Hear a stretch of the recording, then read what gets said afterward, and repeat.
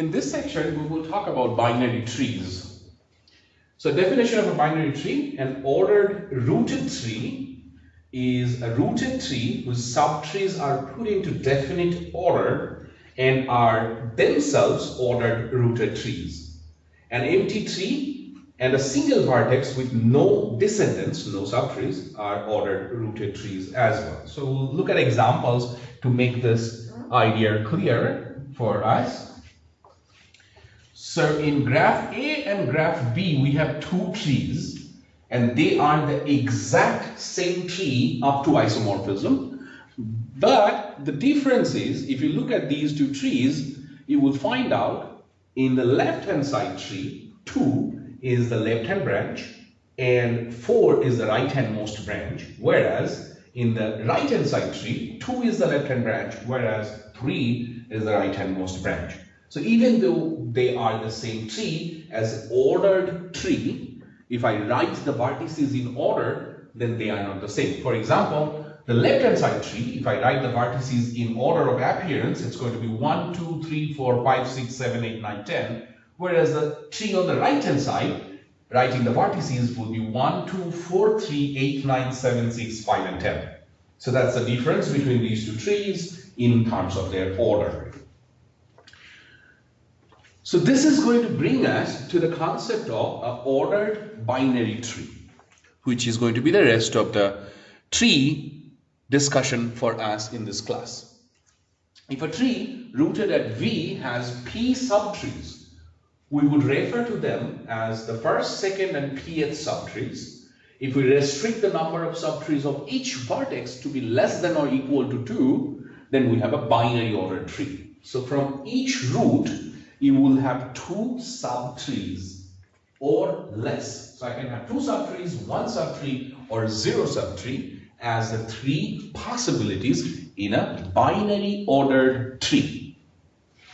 There is a subtle difference between binary ordered tree and binary tree. So we're going to define binary tree now. A tree consisting of no vertices, so the empty tree, is a binary tree. A vertex together with 2 subtrees that are both binary trees is a binary tree. The subtrees are called the left and the right subtrees of the binary tree. So we're going to carry on to the next page and do a more detailed understanding of binary trees with examples.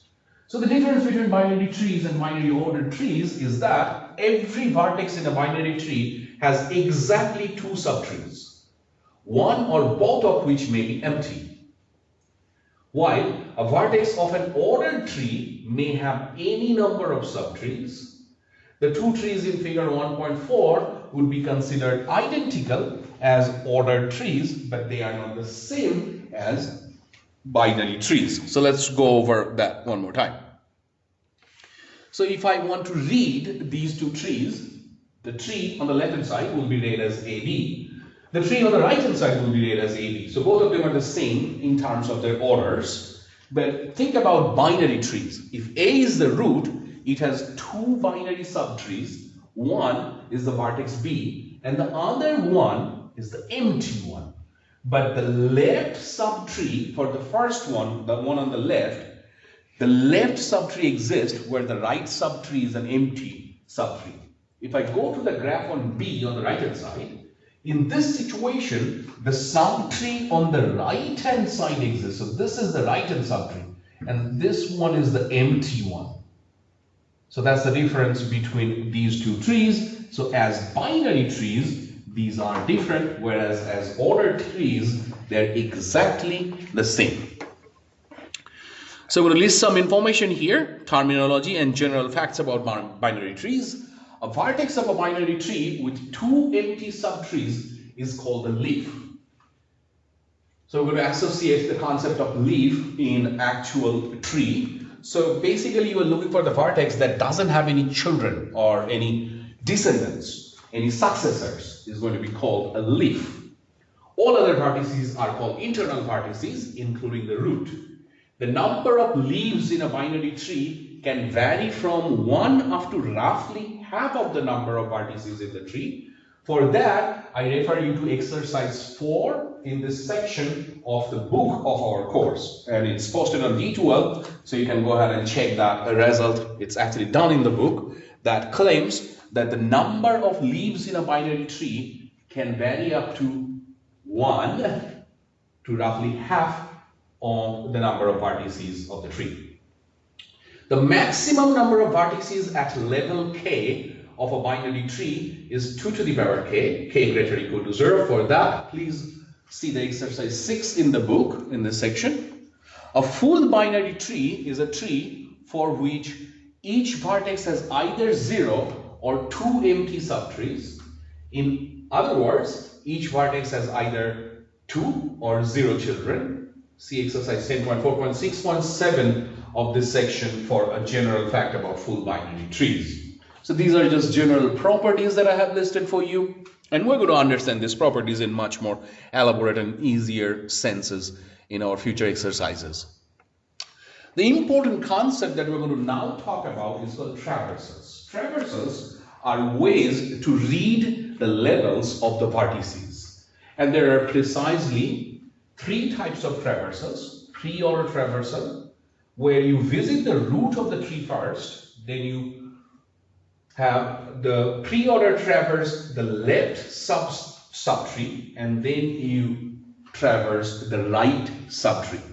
Whereas in order traversal, you first do the left subtree, then you read the root, then you do the right subtree. And the third kind of traversal is a post-order traversal. So you start with the left side subtree, you follow the right side subtree, and then you read the root of the tree, and that is called a post-order traversal. And the significance of pre, in, and post-order traversal will be understood using application problems in our class. So first and foremost, let's just see an example. So we have a tree, the root is A, the left order subtree is B, D, E, and C, F, G. So if I'm doing the pre-order, remember I read the root first, so I read B, I read A, then I go to the left subtree and I read root B, left D, right E. Then I come to the right subtree, I read root C, left F, right G. Whereas in order, we will do the entire process, but this time we're going to start with the left tree. And in the left tree, I will start reading with D, go to the root B, go to the other vertex E. Then I go read the root of the entire tree, which is A. Then I go to the right tree, start with F, go to the root C, go to the other vertex G. And the post-order traversal, you will start with the left tree and you will read D, E, B, go to the right tree, F, G, C, and finally you go to the root A. So when we will work out exact exercises on our own, we will have a little better idea of the traversal. But this is the most important concept in this entire section.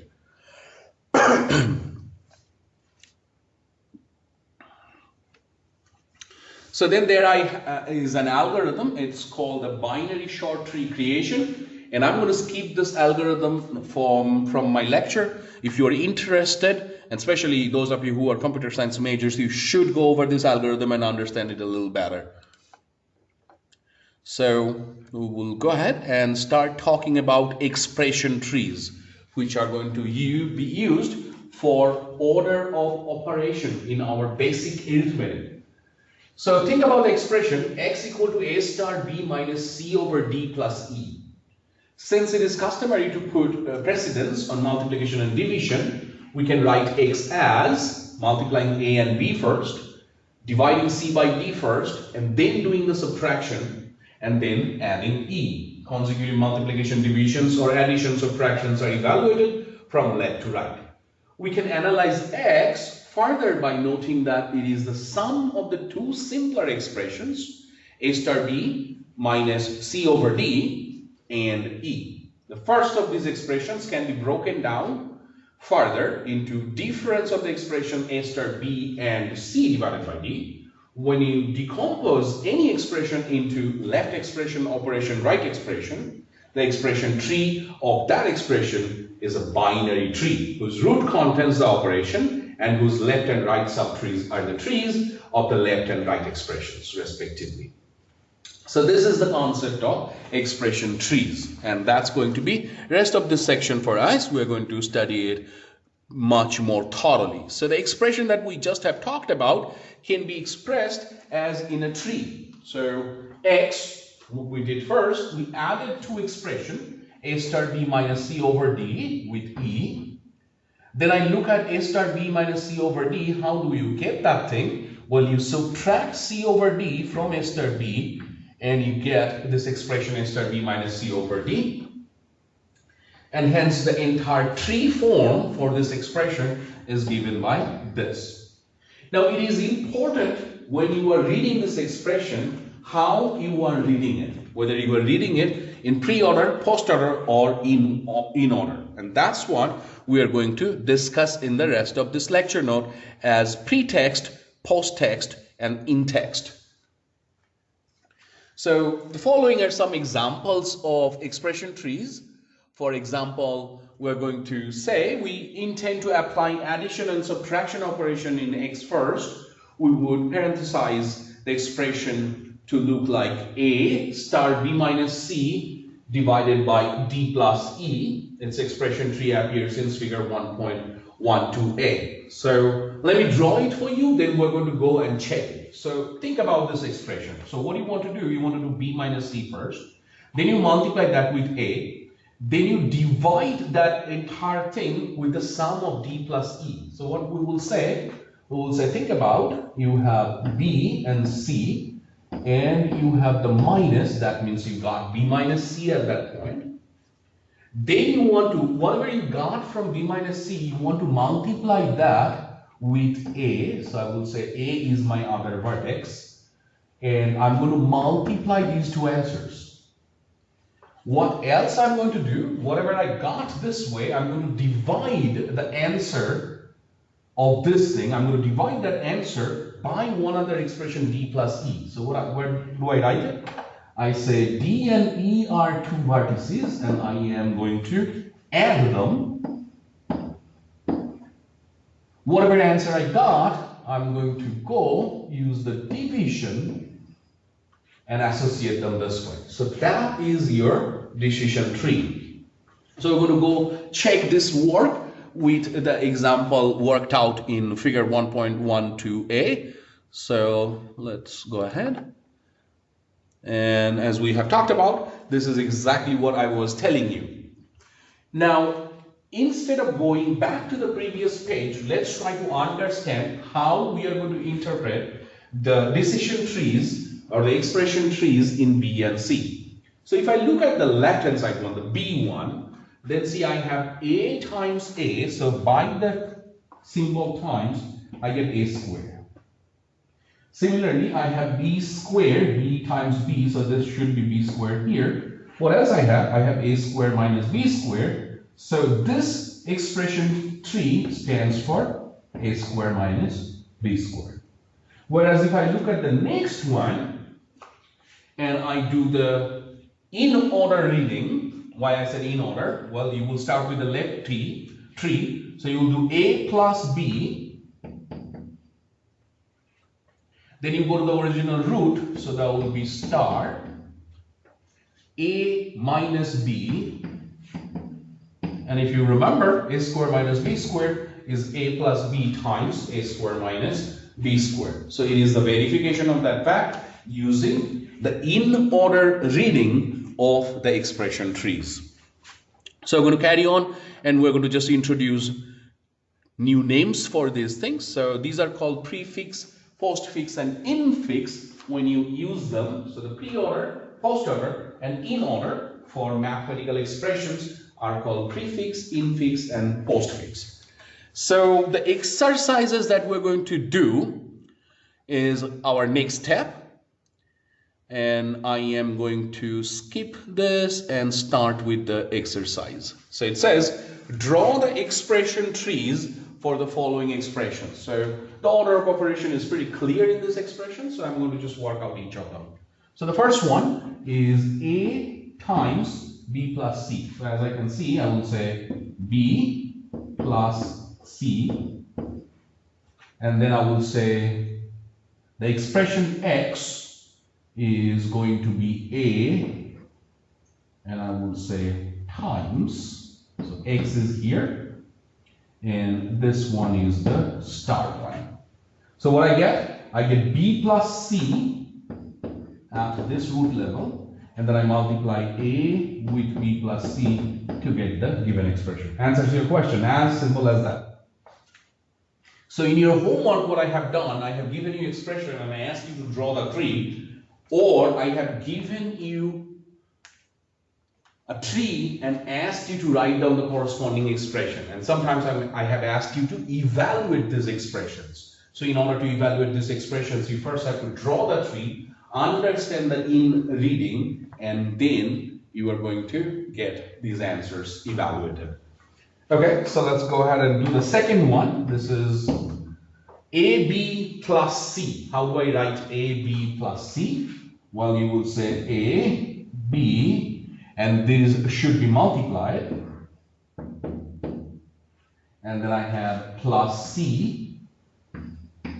So that should be plus. And that answers your question. Again, check it back. So this one is going to be AB multiplied. And this is C. When added, I get AB plus C. So that answers my question. The next one is AB plus AC. So I need two vertices this way, leveled A and A. So I will do AB. These two should be multiplied. AC should be multiplied. And then after I have multiplied them, I'm going to add them, and that should answer the question number C. So you can check it. AB multiplied, AC multiplied, so I get AB plus AC as my final answer to the question. So that has taken care of part C of this question. Then I have BB minus 4AC. So this is part D. You will do B times B, and then you will do 4 times A times C. So I'll put a star there, and then these two I'm going to add to get BB plus 4AC. So, actually it is BB minus 4AC, so that should be a minus. So let's check whether we have done it right. So B times B will give me BB at this node. A times C will give me AC at this node. 4 times AC will give me 4AC here. And then finally we'll get BB minus 4AC. Answers my question. Okay, so the next one is A3x plus A2. So let me write it down first. A3x plus A2, and that is inside parentheses, so it should be executed first. And then I have x plus A1, so times x plus A1 should be inside parentheses one more time. And then I have times x plus A0.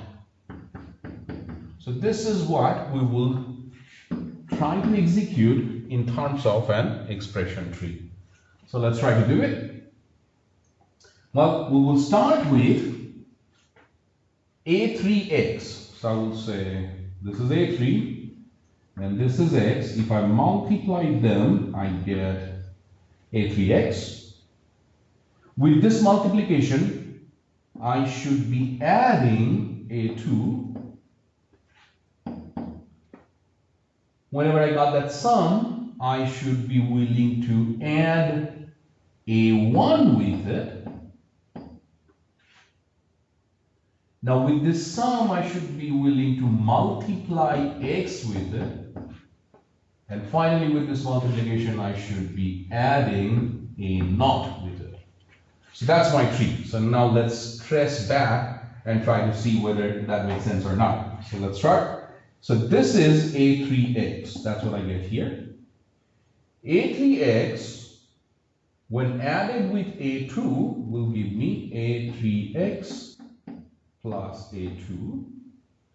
That should be, so a3x plus a2 should be multiplied by x. So I actually did it wrong. I'm so sorry. Let me go ahead and do it one more time. So be patient with me. I'm going to just do it one more time. I forgot that x, which I should have multiplied first.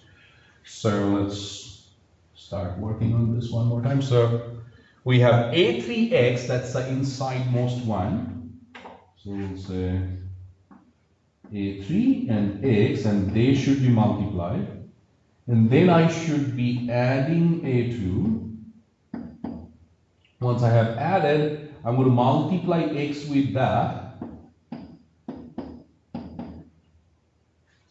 With that, I will be adding a1. With that, I will be multiplying x. And with that, I will be multiplying a0. I will be adding a0. So let's check it one more time. So first, a3 times x should be in this multiplication cell. Then a3 times x plus a2 should be here.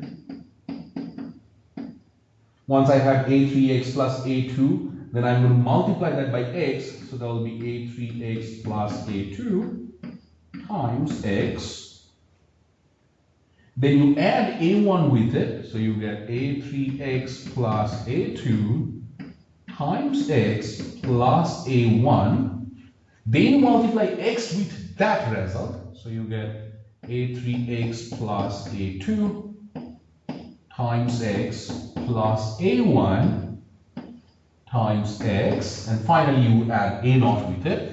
So I get a3x plus a2 times x plus a1 times x plus a0 is our required expression. Answers our question. Now the trick to these problems, especially when you are solving homework problems, I have given you expressions in pre-order, post-order, and in-order. So when you are drawing these trees, make sure you are reading the instruction in the problem carefully. If I have given you a pre-order labeling, then you read the root followed by the left tree followed by the right tree. If I give you in-order labeling, then you read left tree followed by root followed by right tree, which is precisely all the examples we have done. These are all in-order labeling. And then finally, post-order labeling is going to be left tree followed by right tree followed by the root. So be a little careful while answering this question. I'm going to go ahead and do the next problem that is assigned to us in this section. And this one is also asking us to draw expression trees for x squared minus 1 divided by x minus 1. So first I need the numerator, which is x squared minus 1. How do I get it? Well, remember, if you multiply x twice, you get x squared. When you have the multiplication, subtract 1, so you get x squared minus 1. And remember, this is the top. Once you have this information, what you will do, you will divide that information. So I'm going to write this sign for division. And you're going to divide it by x minus 1. So how do I get x minus 1? Well, I subtract 1 from x. So that's this binary tree that you were looking for. So let's try to evaluate this tree and make sure that we are understanding it. So at the bottommost level, I multiply x and x, so I get x squared. Then I subtract 1 from x squared, so I get x squared minus 1. Then I divide x squared minus 1 by the result of this side. So this is x minus 1, so you get x minus 1 here. So your answer is x squared minus 1 over x minus 1. Pretty simple. Okay, let's carry on to our next exercise. This one is asking you to find the expression tree for xy plus xz plus yz.